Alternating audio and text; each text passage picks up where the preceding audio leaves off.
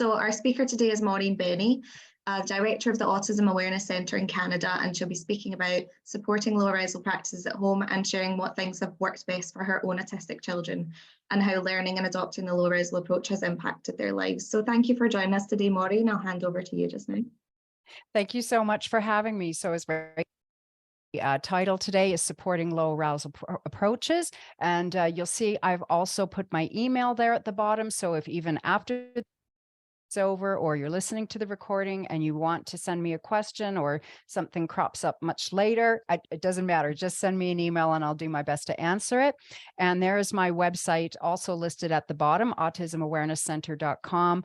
I keep a very dynamic and robust website, constantly writing articles, posting new information and whatnot. So do feel free to visit our website as well if you need further information. So I am the owner and co-founder of Autism Awareness Center in Calgary, Alberta, Canada, which is in the western part of Canada. And we've been operating since June 2003, so just about to have our 20th anniversary. And I am also the director of Studio 3 Canada. So we have also been working in conjunction with Studio 3 UK to bring the low arousal approach training over to Canada. And it's going very well. And we are working Canada-wide. I also have a bookstore with over 900 autism and related disability titles, and I'm also updating that collection every single month, sometimes every single week with new titles. I do ship all over the world, so if there's anything that I talk about today that you can't find in the UK or Europe, you or send me an email about that as well.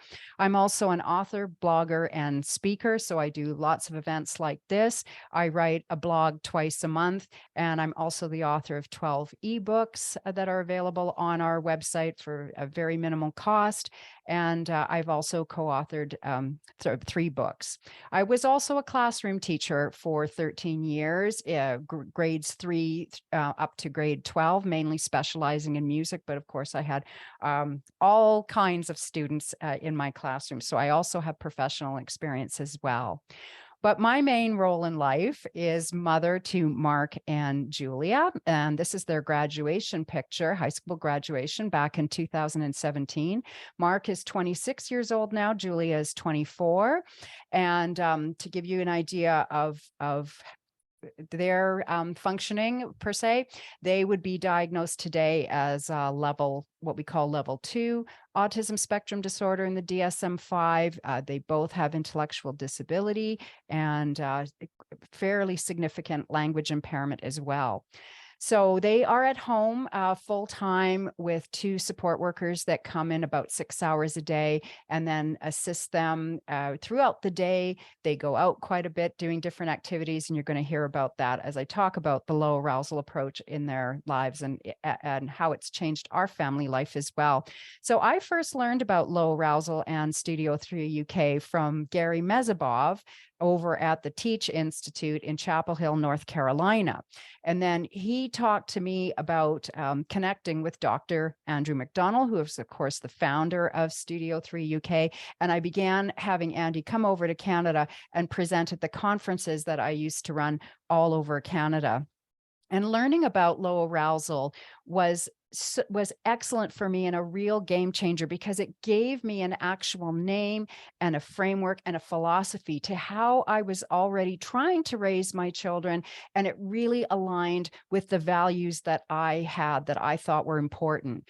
And because this approach is anchored in relationship building, trust, respect, and a philosophy of care, we know that without these 4 things, it's really hard for a person to feel confident, secure, and safe. We also need to understand autistic neurology, which has some unique points, and that always has to be taken into account in everything that we do, because it's difficult for a person to adapt and be able to interpret their internal states and feelings and effectively express their wants and needs in every situation. And that's really connected to interoceptive awareness. And I'm going to talk about this today because that was such a huge game changer in my life. Low arousal also encourages encourages us to think about a person's happiness and well-being. Like, are we creating a life that is fulfilling for the autistic person? Are there activities that support their interests and passions? Do they exercise to reduce anxiety? Is the physical and emotional environment conducive to their needs? So parents and carers learn the signs of escalating anxiety and stress, and then we learn to diffuse and de-escalate behaviors before they become problematic. So low arousal approach is not about assigning blame, but it's trying to look through behavior through a different lens. So for myself, becoming more knowledgeable and fluent in low arousal practice has helped me to understand the role that I play in escalating my children's behavior, as well as how to change my viewpoint of what I'm observing in my two adult children. So some ways in that we can support low arousal approaches. First of all, we can develop our understanding of autistic neurology. We can create a predictable environment and day, and we do this through structured environment, routines, using visual schedules, visual supports, and preparation for changes and transitions. We also need to understand a person's sensory profile, what their sensory issues are, recognizing sensory overload, and then building interoceptive awareness, which is now considered to be the eighth sense. And again, I'll talk about that more in depth. We need to be supporting and striving for a quality of life. And what are the components of that? Things like engaging in regular exercise and daily physical activity, supporting a person's interests, and being able to engage in leisure activities.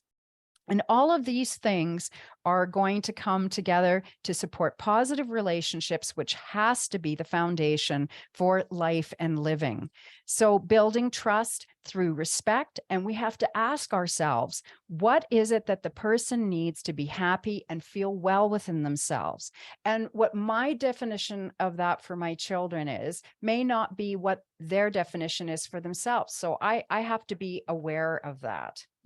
So in starting to talk about our autistic neurology, I really like Peter Vermeulen's work. So he is our colleague in Belgium, and he has been talking about how the autistic brain tends to predict in very precise models and absolute thinking. And so he's, this is a little drawing that, or illustration that he has on one of his blogs about predicting where tennis balls land. And you can see the difference between the non-autistic brain, which engages in relative thinking, and the autistic brain, which engages more in absolute thinking.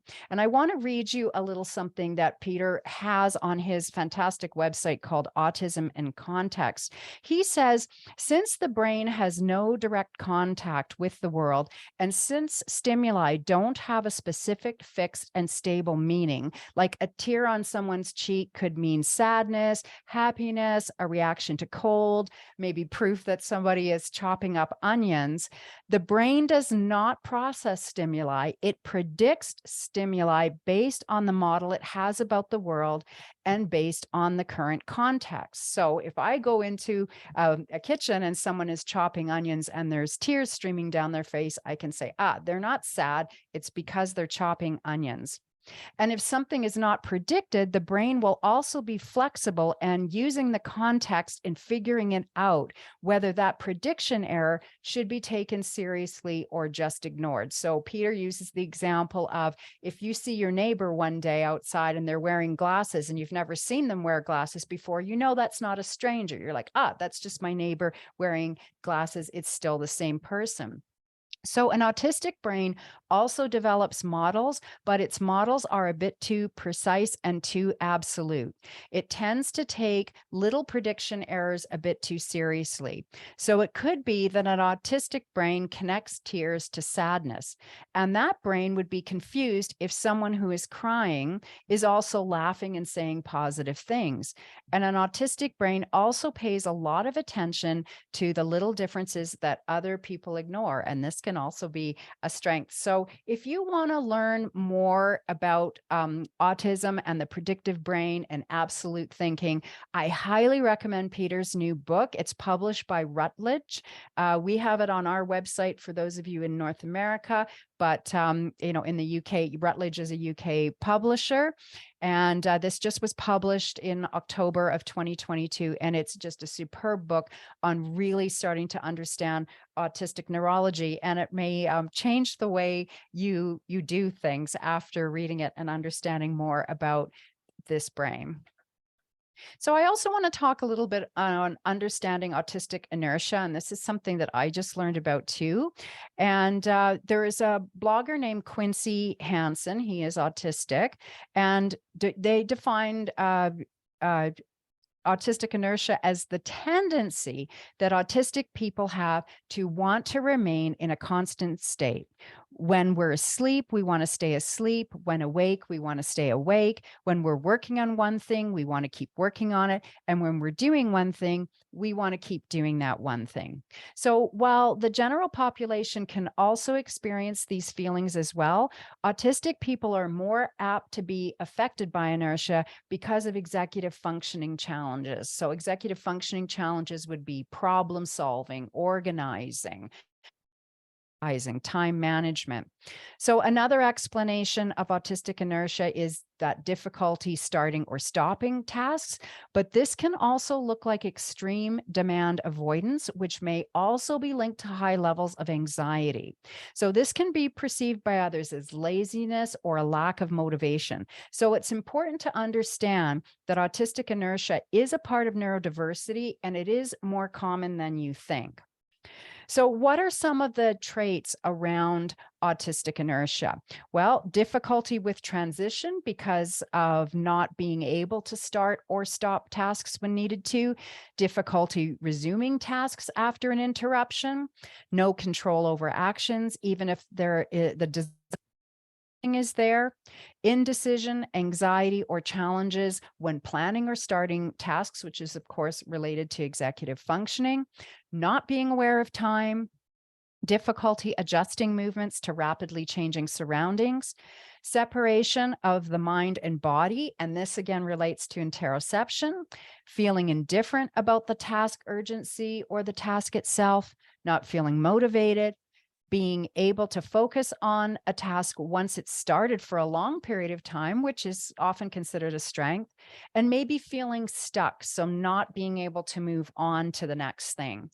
And having autistic inertia can make independent living more challenging, influence the way a person works. It can cause stress, fatigue, make self-care more difficult, impact employment and the ability to work, contribute to dysregulation, cause social relationship difficulties, and also decrease quality of life. So how can we help a person who is experiencing inertia? Well, first of all, we can provide a structure. So creating a structured environment and using visual supports. And I'm going to go through this more in depth. Teaching the concept of time and time management. I'll talk about that a little more in depth. Organizing the day around a person's energy levels. So some people are early risers, other are night owls. And I do understand that organizing the day around a person's energy levels in a prescribed environment, say like school or maybe in a group home setting, may be more difficult to do. But even if you can tweak it a little bit, that can be really helpful. You can create to-do lists that have visual reminders. You can do work tasks in a distraction-free area, establish routines. So have those set times for getting up, going to bed, meal times, bathing, exercising, for example. And we have very set routines in our house. In fact, when COVID started, that was the number one priority, was to set those new routines as quickly as possible so that we didn't experience inertia. Do one thing at a time, because multitasking can be very overwhelming. Provide prompts, and this can be done verbally, through touch, or just providing help to have a person start off a task. Always think about breaking down tasks as well into manageable steps. And manageable steps, again, that person may not see what those manageable steps are to do a particular task. So you may need to assist there. And then creating predictability, which I'm going to talk about next. So why do we need to have predictability? Because it lessens anxiety, reduces fear over change, helps with transitions, gives a clear beginning, middle, and end to an event or activity, supports autonomy, independence, and also supports communication. So, how do we create predictability? Well, we do this through the structured environment and structured activities, through using those visual supports, having a daily schedule, established routines, and then breaking down tasks. So, what are all the steps to doing something? So, what is a structured environment? So, a structured environment describes the conditions under which a person should be taught and supported rather than where they should be taught, or what they should actually learn. So, this is a system for organizing environments, developing appropriate activities, and helping people understand what is expected of them. So, the structured environment is comprised of the setup of the physical space or the room, schedules, work systems, routines, and visual strategies, and then the visual structure of how you're going to present materials. All of this can help a person sort out what information is relevant versus non-relevant. It's going to provide the predictability, give visual cues as to what comes next or what to do, support transitions, and then reduce stress and anxiety. And when we talk about low arousal approaches, that's really the big thing, isn't it? Reducing stress and anxiety. And having a structured environment at home, school, or in the workplace is going to increase the likelihood of success. So, autistic people benefit highly from regulated and predictable schedules and may need help to overcome anxiety around transitions and change by highlighting and finding areas of predictability within them. So, while communication can be an issue for autistic people, creating predictability and lowering anxiety is going to go a long way in creating an environment that supports the most communication possible. So, if I take the structured environment in terms of home and what I do, well, it's having quiet spaces or places to retreat to. So we have these set up in our home where our children can go and be undisturbed. My son tends to use his bedroom for this purpose daily, and he also retreats to read aloud to himself or meditate to music. Our daughter will wear noise canceling headphones if she needs to have complete silence in her space. We always offer opportunities to withdraw and regroup throughout the day in our home. Having an organized home, a place for everything. So I know this can be easier said than done at times, but knowing where things are and where they go after you use them creates order and predictability. So it also fosters independence, because if you know where the item lives, then it's going to be easier to find it and put it back. We also need to know what activities happen in one space. So have a dedicated area to do homework. Use tech devices in certain areas of the house, and then try to refrain from using them in the bedroom where they can interrupt sleep at night, and also where supervision can become more difficult. We want to establish routines and spaces throughout the day. So again, consistency is the key for routines, and establishing them supports predictability and independence. So since our children have been really young, we've had established routines around meal times, bedtimes, hygiene, getting dressed every day, and we have different schedules for the weekday and the weekend. Weekends are more relaxed, but their daily living routines still remain intact. So for example, their snack time is at 4 p.m., and we stick to that time even on the weekend. And they also know where all of these different routines happen within our home. And then have visual schedules for easy referral. So now that my children are adults, we use day timers, and I have like a kind of a master day timer open on the computer area desk here. And they each have wall calendars as well that hang in their bedroom. So this is just a visual of, again, what a structured environment looks like, starting at pyramid with physical structure, then what schedules look like, work systems, routines and visual strategies, and then the visual structure of materials. So if I give another example of physical structure in our house, I really like Marie Kondo, and I watched The Art of Tidying Up, which was on Netflix. And she folded clothes into like little envelopes, very simple to do. And so I changed all of my children's dresser drawers to fold all of their clothes so everything sits upright. So if I say grab a red t-shirt, they now can do that. When the clothes were in the piles, they found that too difficult to try and flip through clothes and overwhelming. So we've sort of Marie Kondoed our house. Also, Julia has an at-home baking program. So I have all the baking items located in one specific cupboard. I have the spices organized in 2 different bins from A to N and M to Z. And it just makes the flow of things so much easier. So just to talk a little bit here about, like, in case you don't know what a structured work system is, it is a setup of work to be done within a visually cued system that answers these 4 questions. So what work needs to be done, how much work needs to be done, how do I know when I'm finished, and then what do I do next? So you can start this process by using baskets or bins that are set up with a schedule about what the person's going to do first, then next, and then have some kind of visual at the end so that the person knows when the task is finished. So, maybe it goes into a basket. So like, for example, at the end of the day, when my children are getting undressed, they have specific baskets even to put the clothes in that they wore from that day. If you want more information on how to do this, there's a really excellent set of books called Tasks Galore. There's 6 in the series. Most of them are geared for younger children, but there is one called Tasks Galore for the real world that works right up into adulthood on how you really create these structured work systems. So these are important because not knowing how to start, what to do, or how to finish is what can really get anxiety spiking. So it doesn't matter what the task is, making a bed, preparing a snack, finishing a school assignment, you can use this structured work system. So this does take time, and although it takes time and some effort to set up a structured environment, over time, you're going to see greater independence and reduced anxiety from a person. If you have clear expectations and systems that are understood, it's going to help with the flow of the day and foster success no matter what the setting is. So visual supports, why are we using visual supports? Because visual supports support autistic people who tend to be stronger visual than auditory learners. It creates predictability and consistency, which lessens anxiety.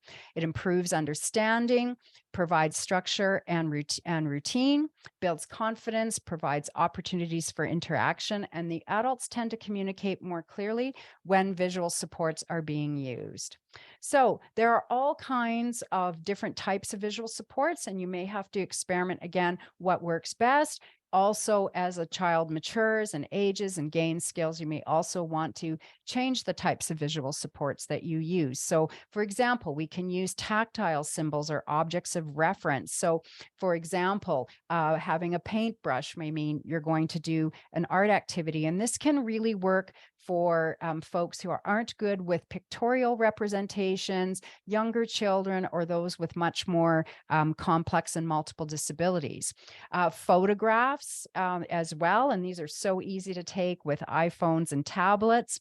And one of the things that we do with our daughter is she has a volunteer job at a no-kill cat charity called the Meow Foundation.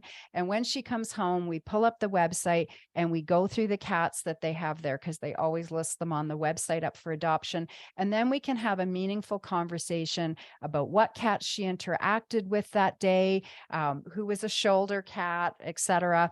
And without those photos, I wouldn't really get any information about what happened in the day. So we can also use short videos, and this can be great on showing how to do a task. So using video technology for task modeling can take visuals to the next level by combining the visual support strategy with technology to create a really effective teaching tool. We can also use miniatures of real objects. So my son often carries miniatures around when he's going to be interacting in some way with a very large large object, such as when we're flying on an airplane, he brings the model of that particular airplane with him, and then he tends to hold it when we're flying. Same thing, he has horseback riding. He has a bunch of little plastic horses that he brings, and I think it's a way that he connects with the activity, but is also able to comprehend himself within the context of these larger objects.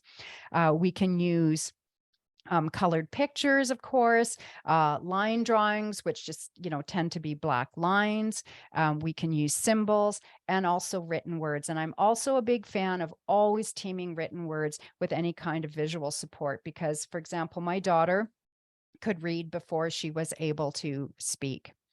So we can also use visuals for choices, which is so important for supporting independence. I think sometimes what happens to people when they get a diagnosis, we often take away their ability to make choices for themselves in a meaningful way.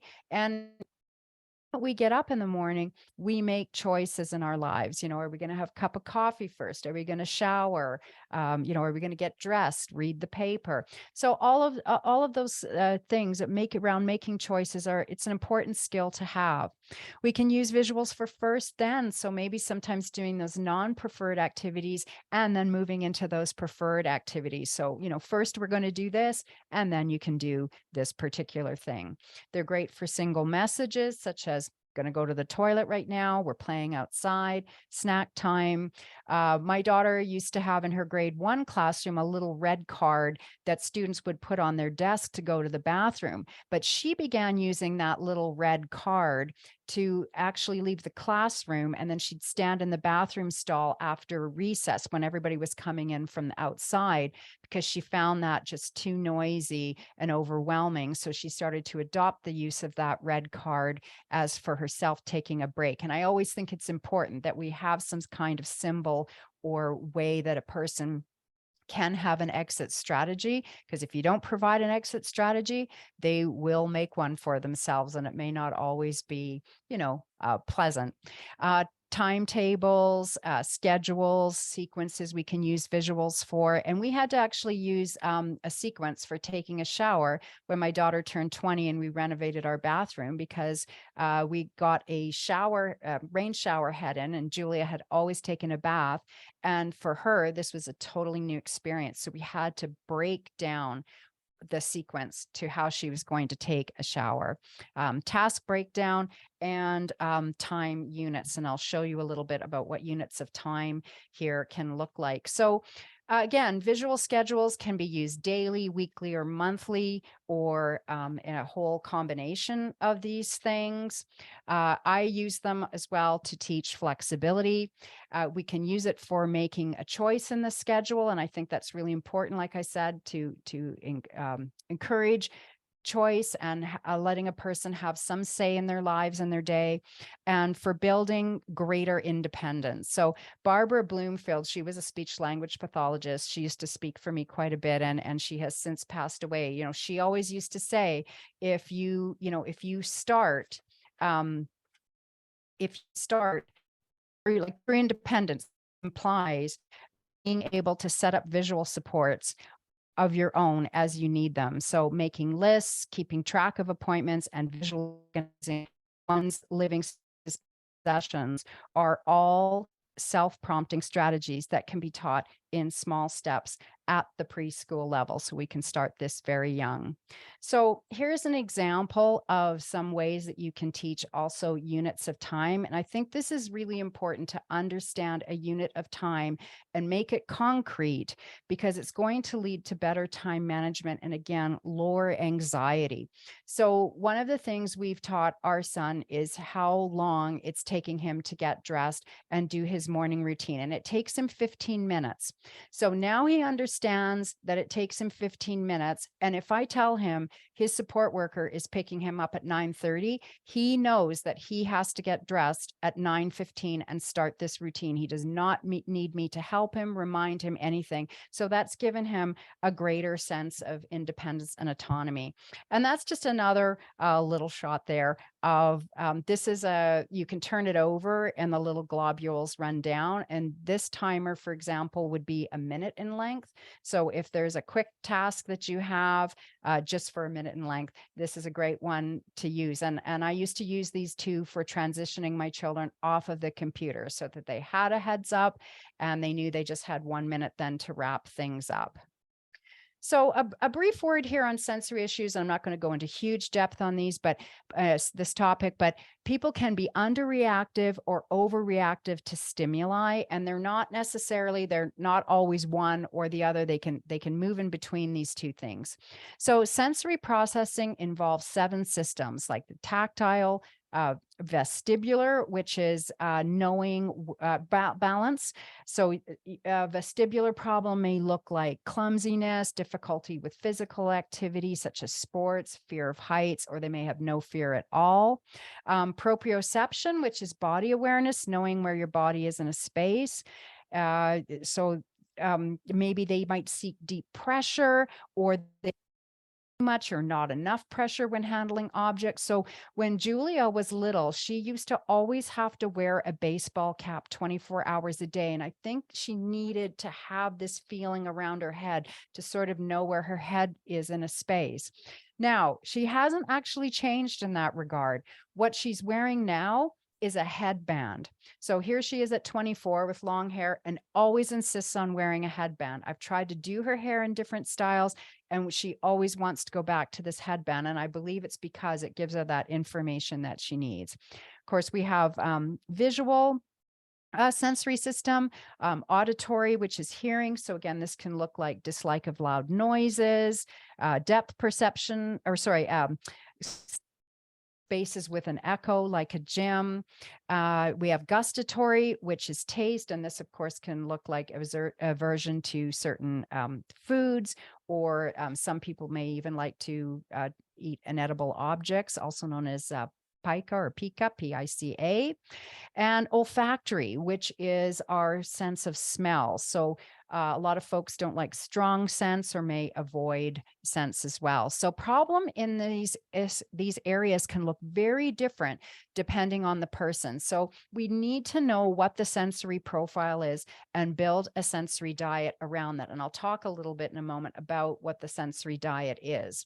So we also need to understand sensory overload. And this happens when there is more input coming in from the senses than the brain can sort and process. So autistic people tend to be more hypersensitive to sensory input, making sensory overload more likely. Signs of sensory overload can look like difficulty focusing due to competing sensory input, extreme irritability, restlessness and discomfort, maybe the urge to cover the ears or shield the eyes from sensory input, feeling overly excited or wound up, stress, fear, or anxiety about the surroundings, rapid breathing, and self-harming behaviors. So sensory overload is going to affect not only sensory regulation, but emotional and cognitive regulation as well. And emotional regulation is what lets a person respond to social rules with a range of emotions through initiating, inhibiting, or modulating their behavior in a given situation to ensure social acceptance.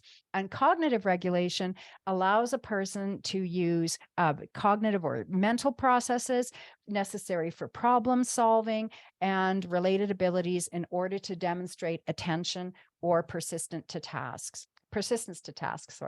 So a sensory diet, what is that? It is an individualized plan of physical activities and accommodations to help a person meet their sensory needs. So for example, some people may feel overwhelmed or overloaded and need to get into a calmer state. And some people may feel lethargic or sluggish and need some activities to feel alert.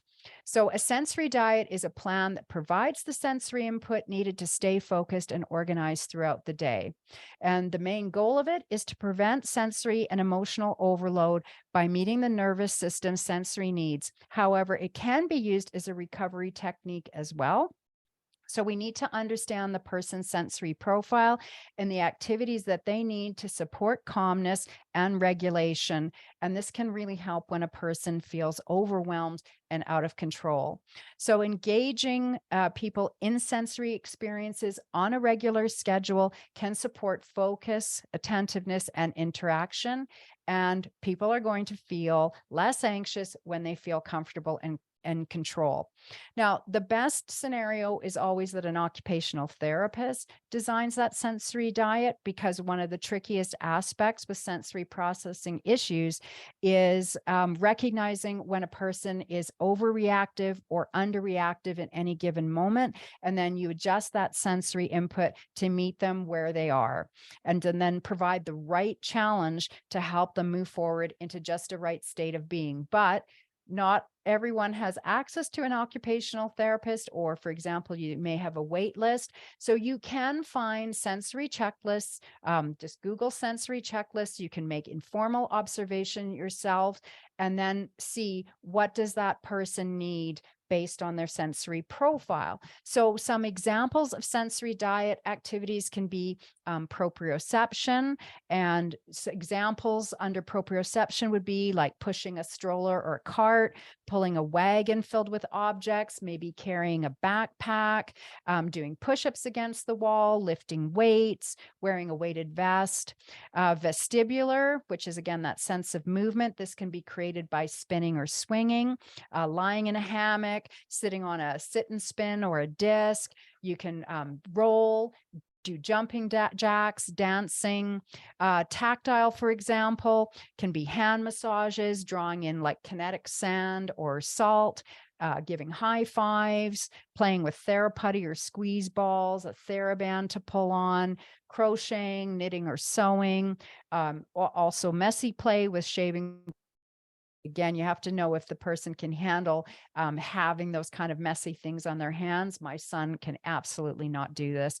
And just some examples under auditory, maybe listening to music, listening to sounds in nature, using those noise canceling headphones to dampen sound, playing a musical instrument. My son is an African drummer, and listening to running water. So this is a visual of what a sensory diet can look like. This would be, for example, maybe for a child. You would maybe not want to have all of these choices up at once in case that's overwhelming, but these would be different things that you have developed with that person that helps them regulate themselves. For example, when they feel wiggly. So when I feel wiggly, how do we know that? Well, we really have to work on this interoception piece, and the ability to recognize, understand, and interpret emotions and feelings comes through the sensory system's eighth sense, which is called interoception. And it's the foundation from where all other senses are processed, and it helps us regulate the body's needs. So what exactly is interoception? Well, your muscles and your joints have receptors in them, and that tells you where your body parts are. And interoception works much the same way, but these receptors are in your organs and also on your skin. And these receptors send messages about the body to the brain to help regulate vital functions such as hunger, thirst, digestion, or heart rate. So interoception also affects the interpretation of emotions. So emotions may not be felt. If you can't tune into your own body cues that help interpret emotions, it's harder to identify an emotion. And this is really important to understand this aspect, because not feeling emotions is going to affect a person's behavior. So for example, a person may not recognize fear if they don't perceive that tense muscles or shallow breathing and a racing heart mean fear.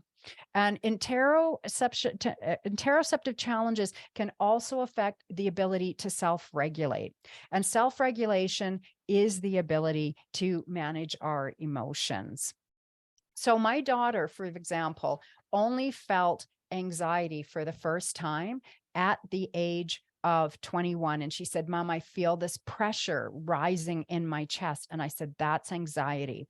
And now she knows what this feeling is. And we developed activities, exercise in 20-minute intervals. So we have an exercise bike now in the computer area. She can jump on that for 20 minutes.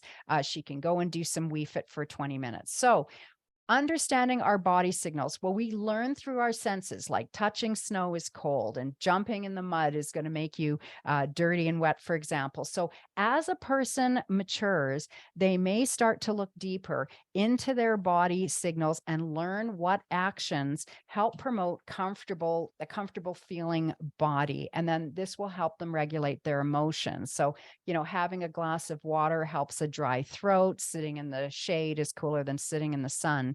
So when the interoceptive sense is impaired, certain responses may not be regulated. If you don't understand that you feel off, it can lead to a meltdown when the real source of discomfort can't be pinpointed.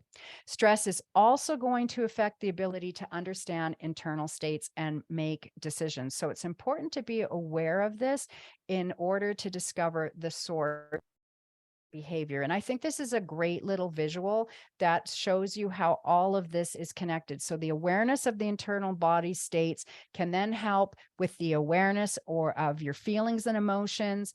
It also helps with understanding the impact that external stimuli can have on you.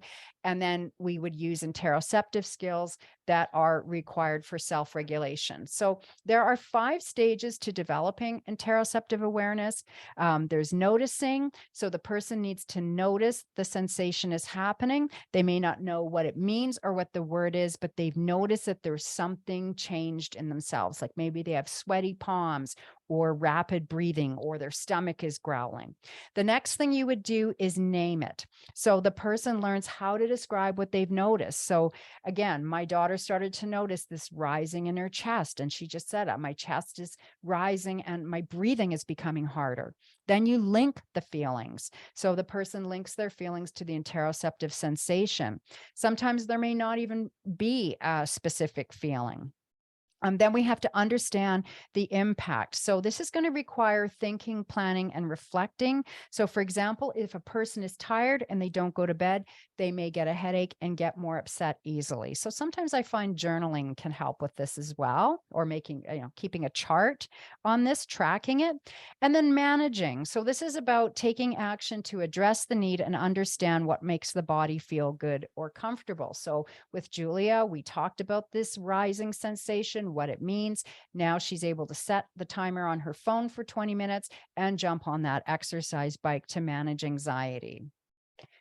So here are some informal strategies too that we can use to help develop self-regulation. And these come from Kelly Mahler. She's an occupational therapist in the United States. She is my hero. She is the person that introduced interoception to me 8 years ago, and it completely changed my life, because I used to always blame myself that my children didn't know to get a drink of water. My daughter held her bladder, still does, until it's completely so full. That's when she recognizes the sensation that she needs to urinate. And I used to think it was some failing on my part as a mother, not teaching them something, but they really just didn't feel these signals. So Kelly Mahler is doing excellent work in this area. You can go to her website. If you just Google Kelly Mahler, you'll see her website come up. She has lots of webinars and YouTube videos and things to read up there. But these are some of her informal strategies that caregivers and support persons, for example, could teach in to get those initial stages of noticing and naming going on interoceptive awareness. So we can start with body, the way your body feels during activities. I'm sweating because I'm hot after running, or my stomach is no longer growling after I ate that sandwich. Number 2, build body curiosity. So teach the person to notice how their body feels during activities. How does that make your head feel, your hands, your legs? And teach that body signals are clues to emotions. So, you can't sit still and you're jumpy. Well, you might be worried about something. You have no appetite and your palms are sweaty. Maybe you're anxious. You can take this a step further too and do something called the body check chart. So this would be just lying down on a piece of paper and outlining the body. And you can start to do activities connecting actual body movements to that body check chart. So you can point to the different parts on a person's chart and say, like, wiggle that body part, or show me that actual part of your body. You can do a game of Simon Says, like clench your fists really hard, touch your heart. and make sure they know where those body parts are. And you can turn this body chart into a self-portrait and, draw all the body parts on and label them as well. You can point to a body part and say, how does this feel right now? So point to your eyes. Are they itchy? Are they watery? Are they dry? And just start to help a person tune into these body signals and that they mean something. So what does the research show? Well, after 8 to 10 weeks of doing interoceptive awareness activities, we have a decrease in heart rate during the interoception activity, a decrease in externalizing of behaviors of concern, increased engagement in learning, and increased pro-social behaviors, kindness, helpfulness, and connection to others. Over 16 weeks, we have a decrease in stress. We can have, they can help manage anxiety and also promotes caring and empathy. So remember that building interoceptive awareness will support the development of better emotional regulation and coping strategies. A regulated person will be less stressed and anxious. So let's get physical and get moving, because regular exercises is really an important part of managing stress and anxiety. So getting regular exercise will lessen anxiety, improve sleep, increase endurance, builds muscles, develops motor skills, and also offers opportunities for socializing. So if you have a person that is not used to moving, how can you get started? I think it really helps to have goal-oriented movement, so that there's a purpose in doing that movement, not just, exercise for exercise sake. So just walk to the corner store to get a few things, walk the dog, walk to school or the library. You can create family routines like shooting some hoops after dinner or taking a walk in a nearby park. We do this with biking. We have little hour-long bike rides on the weekend. We have bicycles built for two because our children could never learn to ride a bike independently. And then you can introduce little body breaks throughout the day. So, 5 minutes on the mini trampoline in between commercials. Set that alarm up on that phone and get, so it can start very simply. You can engage in a variety of activities, and you should include one or more physical activities from these three areas. So fitness, which activities that encourage moderate to vigorous activity that elevate the heart rate, such as biking or jogging. And my two children both do an adapted fitness course through the city of Calgary. It moves at a slower pace. It uses visuals for them, and they're really doing well with that. Social interaction, so activities that involve more than one person, such as tennis, badminton, squash, or catch. And we got Julia into squash last year. She absolutely loves it. And we chose squash over tennis is because she does not like to face a person head on. And tennis is, of course, looking at a person. So we thought squash would be better side by side. And I was right about that. And then independent activities as well that can be done alone, like yoga, Wii Fit, or lifting weights. And my son does yoga on his own a couple times a week. So how do we stay motivated with physical activity? Well, having regular breaks for self-regulation, having those quiet spaces to regroup, the visual supports for predictability and comprehension. So also maybe having to do video modeling to teach the skill, some hand-over-hand support, drawings or pictures that also support physical instruction. So a lot of times when somebody doesn't want to do something, it's just because they don't know how to do it, and they need those steps broken down. We need to keep motivation up through praise and encouragement. So no matter how small the progress is, it can help a person get through rough patches when they're really plateauing. And you can keep track of progress in a little book or on a chart. It can also help a person see that they're improving in small incremental steps. So children should be engaging in 60 to 90 minutes of physical activity a day. And if you want some more help with this on finding activities that they can do, or how you can track the skills or the progress, just Google Active for Life, and you'll find a really great website that pops up, and it will provide you with all of these tools. So it's not expensive or complicated to get moving. Supporting interests are also a really important part too, because that supports happiness and well-being. Don't worry if interests are age appropriate or unconventional. That really doesn't matter. And I've put a picture there of Lightning McQueen in the corner because my son still loves Disney cars. He still loves Thomas the Tank Engine as well. And interests can be motivating. So most of us will continue to pursue something if that interests us. They can be engaging. So you're going to have a higher level of participation. If the person is interested in the activity, they can be great conversation starters because who doesn't like to talk about what they love? They friendship builders. So through our interests, we often connect to other people who share that same interest. So my daughter has been able to develop some friendships around cats because that is her interest through both at work. We're going to be actually going to the Calgary Cat Show this weekend. So that's going to be fun. Can be skill building as well. It can be interest can be used as a platform for building new skills. So Julia is really interested in puppets. We took her to Los Angeles for a graduation present in 2017 to see the Muppets live at the Hollywood Bowl.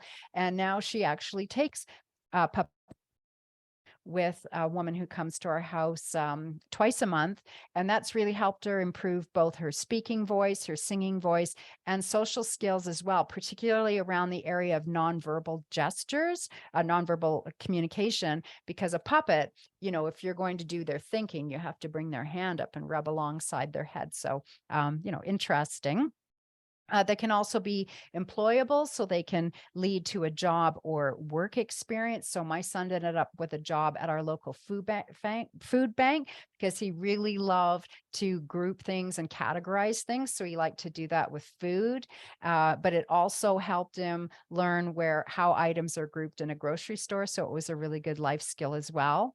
They can also be meaningful. So when my daughter was in 4th grade, she had to do this presentation on a religious parable. She was in a Catholic school and she loved figurines. So her teacher allowed her to make her presentation, creating little scenes of the parable, photographing it, putting that into a PowerPoint presentation with what it was that she wanted to say in text. And then she could present that in front of the class without having to speak aloud because her social anxiety was so great. They can be calming as well. So, people feel better when they're engaging in something that is familiar and loved. And they can also be enhancing. So my son loves chamber music. He does yoga to chamber music. He does a meditative practice every Monday to listening to chamber music as well. We go to all different kinds of concerts and also expandable. So like I said, with the Muppets, Julia ended up getting into puppets. My son loves airplanes. So we go to air museums and military museums to see aircraft. So this is just a little graphic idea. I used to be an English teacher on how I how I expand on interests. So if I were to take my son's interest of music and write that in the center of that graphic organizer, I think about, he can have talking books with music. He can do yoga. He can go to concerts. He can do his meditative practice to that. He likes to read aloud every day. So maybe he can read about composers. He uses music with his adapted fitness workouts. We can teach him rhythms and simple math and also improve his listening skills. So that's just a little idea if you want to get some ideas on how to organize and expand interests. And some 10 tips here. I won't go through these in too much depth since I'm getting conscious of the time here. So I always recommend leave things lying around to be discovered. That I call that the Lila principle. That's my own made up word, by the way. It's not anywhere in the literature. Introduce things that are related or connected to a topic of interest. Visit places of interest as well, because you just never know what may click and grab a person's attention. My son actually started watching documentary films because we took him to this place. It was called the Carriage Museum, and they had a little documentary film that you watched before you went into the museum. And then he just wanted to watch documentaries all of the time. I would never have predicted that would happen. Volunteering can also help get a behind the scenes look at an organization.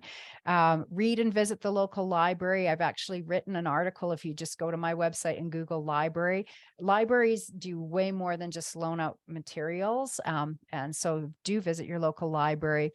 attend all kinds of events from sport, music, lectures, plays, and films. We do all of these things too. Not everything is liked, but it doesn't hurt to try. Participate in as many different activities as you can. For example, my son has developed into a very fine horseback rider, and that was from trying horseback riding at a summer camp. I never thought in a million years he would do it. And he also started to develop an interest in horses after watching British period dramas. Developing this interest in horses has also helped him develop an interest in farms, and he's now reading a lot of farming memoirs. We visit farms when they have open farm days, so it's just increasing his knowledge. Travel if you can, even if it's just an hour's drive outside of your city and town, and build on an interest. So Julia developed her interest in cats when we attended a cat show when she was 14. That's how she discovered the Meow Foundation, and that's when she said, I think I want to volunteer for an organization like that. And then talk to people as well. Ask what people do for their hobbies, what organizations they belong to. Be a spectator at something that they participate in. And the last thing I'm going to talk about here, here I skipped one, is the importance of leisure skills. And leisure skills do foster a person's well-being, happiness, and satisfaction in life. And they are an important part of life because they do add that level of enjoyment. Leisure skills can also support and expand a person's interests. So leisure interests also have social benefits too, because you're going to connect you to people that also share the same passion. And also social benefits as well. And of course, everyone does have personal preferences, but it can help with leisure activities if you do have them structured in some way. So to help make them understandable, again, have clear static rules that well-defined beginning and end, have a predictable or repetitive quality to them. So for example, even when my son is doing yoga and he loves doing yoga, he has his visuals out with his series of poses that he can follow. You want to have clear visual representation of what to do, minimal verbal instruction if possible, and then of course have the activities very structured. I want to share with you what has really changed our lives and again really supported my children's happiness and well-being, as well as reduced their anxiety and stress on a daily basis. So one of our most successful programs with Julia was when she went to our local library and read aloud to a dog. She did that for 10 years. It helped her develop her speaking voice, lower her anxiety in social situations, and it also gave her the base to then want to volunteer for the No Kill Cat charity eventually.